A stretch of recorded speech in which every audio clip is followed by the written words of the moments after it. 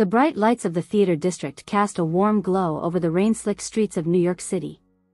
Fans and paparazzi jostled for prime position outside the majestic theater, where the 24th annual Broadway Forget It Awards were about to take place. Inside, a buzz of anticipation filled the gilded lobby as stars from stage and screen arrived in a flurry of limousines and town cars. Stylists made last-minute adjustments, dabbing away immaterial specks of lint or stray hairs that threatened perfection. Toward the back, one woman seemed to hold court amongst it all. Meghan Markle, former actress turned Duchess of Sussex, worked the room with studied grace. Her sleek updo and burgundy evening gown were impeccable as she flashed her radiant smile. "Meghan, over here. This way, Duchess." Cameras flashed in her direction, but Meghan kept moving towards her destination, the green room where tonight's honorees awaited. Her high heels clicked purposefully against the marble floors.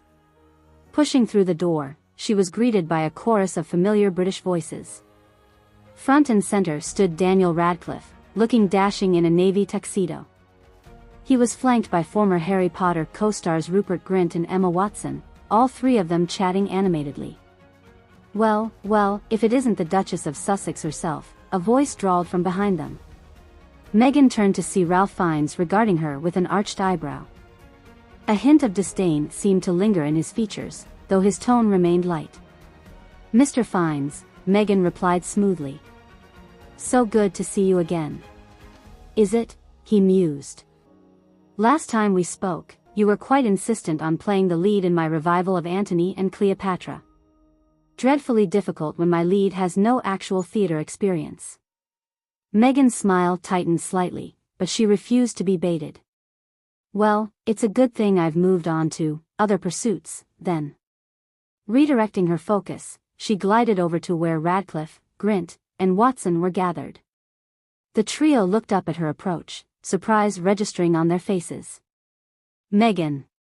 "Sorry, I should say Your Grace." Radcliffe gave a little mock bow, an impish grin playing across his lips. "What brings royalty to our lowly theater realm tonight?" "Please, you know me better than that," Meghan chided lightly. "Just Meghan is fine. And I'm actually here representing the Hub Community Kitchen back home.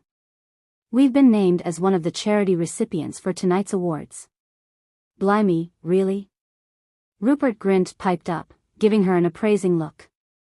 "Didn't know they gave awards to, cooking groups?" Meghan arched a perfectly sculpted eyebrow at him. "The Hub provided meals for victims of the Grenfell Tower fire. It's an honor to be recognized for that effort." Of course, Grint backpedaled hastily. "That's really great. Congratulations."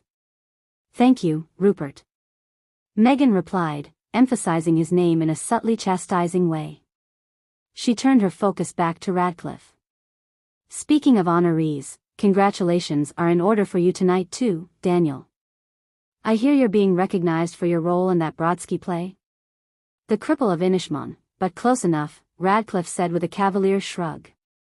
A loud chime sounded through the room, signaling for everyone to take their seats.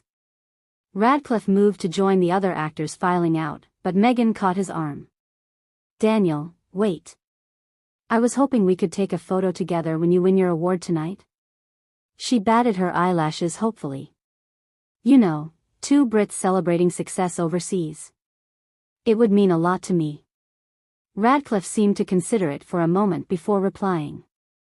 "You know, that's probably not the best idea." "But why ever not?" Meghan's brow furrowed in confusion. Surely he would want the positive publicity. "Well, you see." Radcliffe hedged, running a hand through his shaggy hair. "I try to steer clear of anything too controversial these days. And let's just say having my photo taken with the woman who kind offertorped the royal family might not be the best look right now." Meghan's eyes went wide at his blasé assessment. She opened her mouth to retort, but Radcliffe spoke Aegean first. "Sorry Meghan, nothing personal, I hope you understand," he said with an apologetic smile. "I wish you the best, truly. But there are certain minefields I'd rather avoid stomping into." With that, He extricated himself from her grasp and hurried off to join his fellow actors. Megan was left standing in stunned silence, mouth agape, as Ralph Fiennes chuckled knowingly nearby. Some time later, the auditorium was alive with thunderous applause. Radcliffe stood at the microphone on stage, clutching his award statue and grinning broadly. "Thank you all so much," he called out once the roar had subsided. "This really is such an incredible honor." Megan watched intently from her seat, now hoping against hope that Radcliffe might mention her after all. Some positive association couldn't hurt, right? "Before I go, I'd like to thank my parents for their endless love and support. My partner Aaron, who keeps me grounded through it all," Radcliffe continued warmly. "And of course, my Potter family, looking at you Rupert, Emma. Where would I be without the awesome curse of having that lightning bolt stamped on my forehead?" Laughter and cheers rang out from the audience as Radcliffe raised the statue triumphantly. "Let's keep doing what we love, magic and all. Thank you again, this means the world. Good night." And with that, he strode off stage to raucous applause and whistles. Megan watched him go with pursed lips, unable to mask her disappointment that he hadn't included her in his speech. At the lavish after-party, Radcliffe was quickly surrounded by well-wishers keen to congratulate him. Megan hovered nearby, smiling beatifically and hoping to catch his eye, the award show program clutched in her hand. But time and again, Radcliffe seemed to deftly evade her attempts to interject herself. Feeling increasingly awkward just loitering, Megan finally retreated to a corner of the ballroom. She pulled out her phone and fired off a text to her husband Harry. "This was a mistake. I don't think Daniel is going to pose with me, no matter how nicely I ask. I should have listened to you, these people don't want to be associated with me anymore." Harry's reply was almost instantaneous. "Don't be discouraged, my love. You are a former working royal pursuing admirable charity initiatives now. Try speaking from the heart and making one last appeal. I'm sure Daniel will understand your sincerity." Pocketing her phone, Megan straightened her shoulders and scanned the crowd once more for Radcliffe. She spotted him standing off to one side, sipping champagne and chatting with Ralph Fiennes of all people. Taking a fortifying breath, she marched over to the pair. "Daniel. Mr. Fiennes," she greeted them politely. "Might I have a word?" Fiennes arched an eyebrow at her but said nothing. Radcliffe seemed surprised at her approach, but he inclined his head. "Of course, Your Grace.